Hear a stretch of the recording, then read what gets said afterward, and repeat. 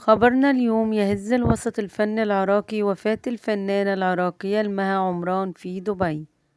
ومي العيدان وفجر السعيد في حالة حزن عليها. الفنانة المها عمران فنانة عراقية أصيلة تبلغ من العمر 40 عام. ولدت في العراق وترعرعت وسط عائلة فنية هناك، وظهرت لديها موهبة الغناء منذ نعومة أظافرها.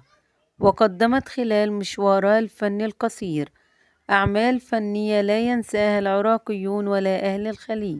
واليوم في وداع الفنانة المها عمران، كتبت فجر السعيد الكاتبة الكويتية الشهيرة على صفحتها الرسمية تقول: لا حول ولا قوة إلا بالله. أحزنني بشدة خبر وفاة الفنانة المها بعد رحلة طويلة مع المرض والألم.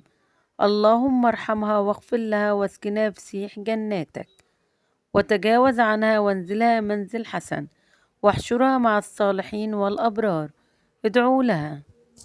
كما نعتها الكاتبة الكويتية مي العيدان وتحدثت عن أعمالها الفنية الكثيرة والمؤثرة، وطلبت من الجميع الدعاء لها بالرحمة والمغفرة. وتقدمت لأسرتها بخالص العزاء والمواساة في فقدان الساحة الفنية العراقية والخارجية لفنانة موهوبة في حجم المها عمران. وكانت الفنانة العراقية المها تعالج في دبي، وصارعت المرض كثيرا إلى أن انتصر عليها المرض اليوم.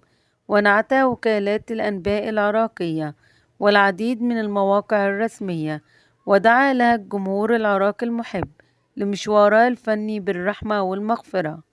نتقدم بخالص العزاء والمواساة إلى أسرة الفنانة العراقية الراحلة المها عمران، وندعو الله أن يربط على قلبهم ويرزق أهلها الصبر والسلوان والسكينة.